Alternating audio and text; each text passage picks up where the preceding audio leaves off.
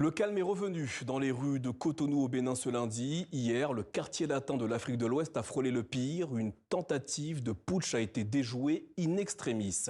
Si certains auteurs de cette entreprise criminelle courent toujours, tous les otages, notamment des officiers de haut rang, ont été libérés. Lou Bureau et Lionel Bellon. Quelques heures après la tentative de coup d'État, c'est à des militaires béninois que le président Patrice Talon a choisi d'abord de s'adresser. Bravo, je suis fier de vous. Merci, monsieur le président. Le chef d'État a félicité ses hommes. Ce sont eux, dans la journée d'hier, qui ont permis de déjouer le coup d'État. Dans la nuit qui a suivi à Cotonou, la situation était calme, même si de nombreux habitants restaient sous le choc. Ma première réaction, ça a été la peur totale. Donc, moi, je me suis demandé au fait, plusieurs années, on n'a jamais entendu ça. C'est comme si je revivais au fait ce que nos parents ont vécu en ce temps-là. Au petit matin, l'accès à l'ensemble des rues de Cotonou a été rétabli. Les habitants ont repris le cours de leur journée, presque comme si de rien n'était. Seul témoignage visible des tensions de la veille, un dispositif sécuritaire resserré autour du palais présidentiel. Pour les partisans du président Patrice Talon, la tentative de coup d'État raté ne peut que renforcer l'unité du pays. C'est triste, mais vous savez, c'est peut-être un événement qui vient encore nous donner plus davantage de force pour comprendre que ce que le président de la République fait pour que le Bénin soit tiré vers le haut, il y a d'autres qui sont tapis dans l'ombre. Parmi les mutins, justement, plusieurs dont leur chef serait encore en cavale. Les derniers otages, en revanche, dont 2 officiers de haut rang, ont été libérés. Dimanche, les autorités béninoises ont sollicité et obtenu l'appui rapide de leurs voisins nigérians qui a mené des frappes aériennes. La CEDEAO a annoncé l'envoi de renforts militaires. En fin d'après-midi, Patrice Talon a réuni l'ensemble du gouvernement et le haut commandement militaire pour un conseil extraordinaire des ministres après la tentative de coup d'État. Si le calme est revenu à Cotonou au Bénin, les questions demeurent. Comment une telle mutinerie a-t-elle pu naître? Quels griefs ont poussé des militaires à défier un gouvernement en place? Enfin, quel est le véritable enjeu derrière ce que le président béninois qualifie de forfaiture? Pour tenter de répondre à ces questions, nous sommes avec 2 invités. En plateau, Francis Laloupo, journaliste enseignant en géopolitique et chercheur associé à l'IRIS. Au téléphone, Marcel Zoumenou, le directeur de publication du quotidien béninois, Le Patriote. Messieurs, bonsoir et merci d'être avec nous. Francis Laloupo, le Bénin n'avait pas connu de coup d'État depuis 1972. Selon vous, pourquoi maintenant? Et pourquoi ce pays qui semblait épargné par les convulsions politico-militaires de la région? Mais c'est la vraie question, en fait. Comment on est arrivé là et comment ce qui ressemblait à un consensus depuis 1990 a été rompu. C'est-à-dire que, vous l'avez rappelé, le dernier coup d'État consommé au Bénin remonte à 1972. Ensuite, il y a eu la conférence des forces vives de la nation en 1990, à l'issue de laquelle le Bénin a opté pour une démocratie pluraliste et consensuelle. Et cette démocratie a été une sorte de rempart, justement, à toute forme de prise de pouvoir par les armes depuis plus d'une trentaine d'années maintenant. À l'issue de cette conférence nationale en 1990, il y avait une phrase que scandaient tous les Béninois, c'était « plus jamais ça ». Mais c'était plus jamais d'autoritarisme, plus jamais de parti unique, plus jamais, plus jamais de coup d'État. Et donc c'était une rupture systémique avec des pratiques que le Bénin avait connues. Entre 1963 et 1972, le Bénin était présenté comme un pays qui avait battu un certain nombre de records en matière de coup d'État.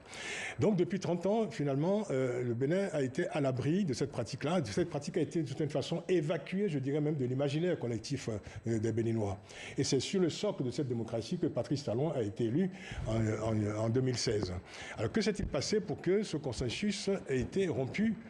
Parce que ce qui s'est produit hier au Bénin, ce 7 décembre, c'était un jour sombre pour le Bénin, parce que, au-delà évidemment, je dirais, des raisons qui auraient pu amener, je dirais, à un mécontentement populaire et à cette tentative de coup d'État, ce qui est évident, c'est que même s'il y a des revendications lourdes aujourd'hui, qui sont adressées au pouvoir en place, pour la majorité des Béninois, le coup d'État est considéré depuis des décennies, et encore aujourd'hui, comme la pire des solutions à des revendications, y compris les plus légitimes. Alors justement, je vais rebondir sur ce que vous venez de dire, le mot revendication. Ces soldats menés par le lieutenant-colonel Pascal Tigre ont invoqué des griefs très précis. Marcel Zoumenou, il parlait de dégradation sécuritaire ou encore de promotion injuste.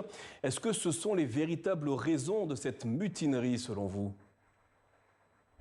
A priori, oui, parce que depuis environ 5 ans déjà, on observe déjà les premières attaques terroristes contre le Bénin dans le nord. Et la plupart des militaires qui ont créé cette mutinerie, certains étaient restés au front. Et donc, je suppose que cette revendication peut être légitime. Mais ça peut être un copier-coller de ce qu'on a déjà observé dans les pays de l'AES. Mais ce qui est particulier au cas du Bénin, c'est tout le narratif, tous les griefs politiques que ces militaires ont ressassés hier et qu'on connaît déjà d'ailleurs, que mon doyen Francis vient de citer, c'est ce qu'on appelle ce virage autocratique du chef de l'État béninois qui a fait que depuis son arrivée au pouvoir, on n'a presque plus eu des élections inclusives depuis 2016. Et la plupart des élections qui ont été organisées ont été des élections vraiment violentes. Et le coup de semonce de tout ça, c'est les derniers actes posés par le gouvernement. Je rappelle qu'il y a 2 actes qui ont aggravé le pourrissement que nous observons depuis 2016. C'est une dernière fois l'exclusion de l'opposition de l'élection présidentielle de 2026. Parce que beaucoup de Béninois espéraient que tout au moins cette élection, si le chef d'État va permettre à l'opposition de participer. Malheureusement, l'opposition a été exclue par divers stratagèmes sur lesquels je ne voudrais pas m'appesantir ici. Alors, et après, il y a eu cette révision de la Constitution du 15 novembre dernier qui a aggraver un peu la situation. Marcel Zoumenou, je vais être obligé de vous couper 2 secondes car le temps file. Le régime de Patrice Talon, vanté pour son développement économique, est également accusé par ses détracteurs d'être un régime autoritaire. Cette mutinerie serait-elle également un rejet du virage répressif pris par ce pouvoir, notamment en ce qui concerne les opposants? Je vous parlais de ce consensus démocratique qui a été instauré, qui a été obtenu dans l'histoire de ce pays il y a plus de 30 ans maintenant. Et ce qui s'est produit depuis 2016 avec l'arrivée de Patrice Talon, ça a été quand même, je veux dire, ça a été observé, ça a été contesté. Une bonne partie de la population reproche fortement à ce régime d'avoir remis en cause justement certains acquis démocratiques. Donc, quand je parle de revendications lourdes, elles portent notamment sur la question des libertés fondamentales. Elles portent sur la question des processus électoraux, de l'égalité de tous. Dans le cadre des processus électoraux. On a vu, il y a la question des exilés politiques, il y a la question des prisonniers politiques également. Donc il y a un reproche qui est permanent, c'est une forme de privatisation en fait des leviers de l'État et des institutions de l'État par un pouvoir à qui on reproche depuis plusieurs années maintenant une dérive autoritaire, voire une restauration autocratique. Ça, c'est l'envers du décor. Je veux dire, derrière, effectivement, la vitrine béninoise qui est souvent vantée, à juste titre d'ailleurs, mais bon, au-delà de ce, je dirais, de ce qui est apparent, au-delà de la vitrine, il y a effectivement ces revendications lourdes qui sont adressées en permanence à un pouvoir. Donc, l'important aujourd'hui, c'est que avec ce qui s'est produit, même si, je le disais, la majorité des Béninois considèrent qu'un coup d'État est la pire des solutions aux revendications, il est important que le pouvoir en place puisse tirer les justes enseignements de ce qui vient de se produire, parce que ceux qui ont fait le coup d'État sont des Béninois, et ce qu'ils ont énuméré comme revendication rejoignent souvent, font écho souvent à ce que beaucoup de Béninois aujourd'hui réclament également en direction du pouvoir. Alors, autre fait marquant dans cette journée de dimanche au Bénin, c'est la CEDEAO qui a rapidement réagi avec sa force régionale, un empressement qui démontre une réelle volonté de combattre les coups d'État, selon vous, ou simplement la défense des intérêts du Nigeria, qui est le voisin direct du Bénin? Oui, je crois qu'en fait, c'est une réaction qu'il faut lier avec la crise, je dirais, la crise morale que traverse la CEDEAO depuis quelques années. Je pense que cette réaction est une réponse en fait à tout ce qui, voilà, aujourd'hui quand même il y a un climat dans cette région où on voit émerger des promoteurs de coups d'État, hein, donc c'est une région qui est fracturée, c'est une région qui est confrontée, je dirais, à la fois, à une crise politique, à une crise de système. Et la réaction de Nigeria, accompagné désormais par la réaction de la CEDEAO tout simplement, avec la Côte d'Ivoire, la Sierra Leone, avec le Ghana, pour venir en quelque sorte prêter main forte au Bénin. C'est une réaction simplement qui permet de restaurer une fois de plus l'autorité de la CEDEAO dans la région et de protéger aussi la communauté régionale au nom de la solidarité et au nom de la solidarité régionale qui est l'un des fondements de la CEDEAO. Enfin, messieurs, votre diagnostic final. Marcel Zoumédou, vraiment en quelques mots, hein, le Bénin a-t-il échappé à un putsch ou avons-nous simplement assisté aux premiers actes d'une instabilité plus profonde? En quelques mots, s'il vous plaît.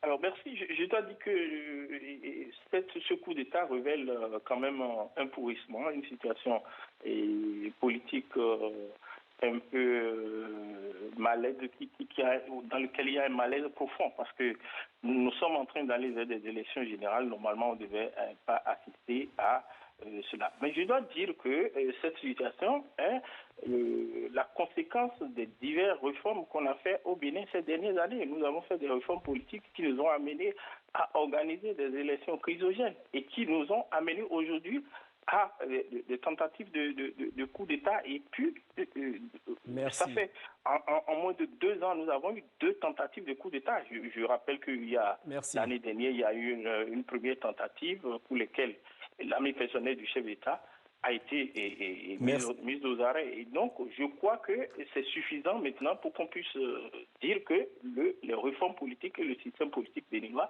est en faillite et qu'il faut se revoir pour Merci Marcel Zoumédou. Merci Marcel Zoumédou. Enfin, pour conclure, Francis Laloupo.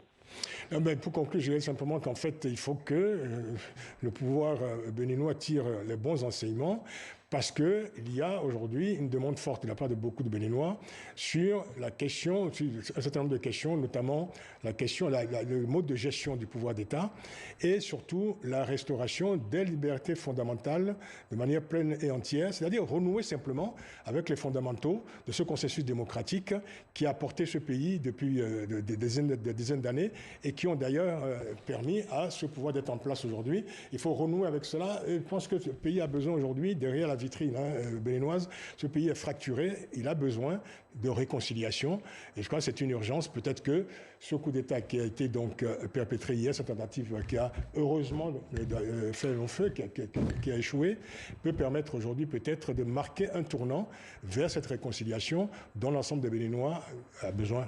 Tout simplement. Francis Laloupo, Marcel Zoumédou, merci infiniment d'avoir analysé avec nous ce soir la situation après ce putsch raté hier au Bénin.